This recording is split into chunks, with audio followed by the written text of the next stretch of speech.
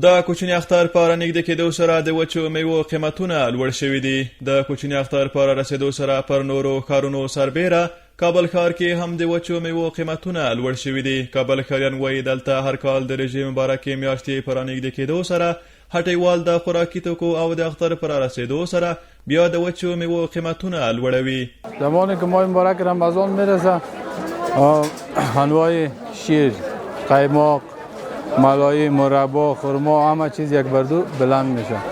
وقتی که عید میرسه میوه خشک ما مثلا قیمت باشه 600 میرسه به 800 میرسه به 1000. یک ماه که به عید میمانه میوه خشک در تمام بازار قیمتش بیخی از اوج بالا میره که 1 کیلو پسته به فکر کو که در 600 افغانی می باشه به 800 1000 میرسه که مردم بسیار به یکی در افغانستان کل بیچاره هم شده. این وضعیت اقتصادی هم بسیار پایین است، کس نمیتونه بخره. کابل ښاریان زیاتوي چې سږکال د قیمتونه د تیر په پرتله 2 برابره لوړ شوي دي او ممکن تر اختر پورې له دې نور هم لوړ شي.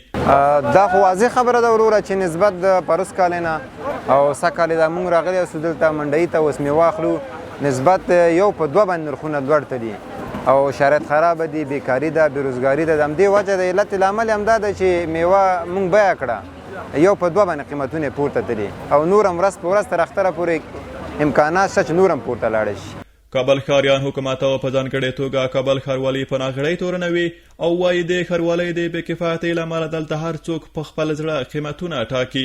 حکومت نشته، دولت نشته چې پوښتنه وکړي د چا نه د دوکاندارو باندې وګرځېږي چې ولې وروره دا دومره جګوئ تاسو. هیلت هېڅ علت نشته، هر څه شته، فریمان شته، خو لیکن دا مشکل د موږ په دولت کې ده چې د موږ دولت اصلا پوښتنه نه کوي. ده راشي د موږ ښاروالۍ دی راشي د موږ دولت دی راشي پوښتنه وکړي، د هر چا نه پوښتنه وکړي چې ولې دا تاسو قیمتونه جګوئ.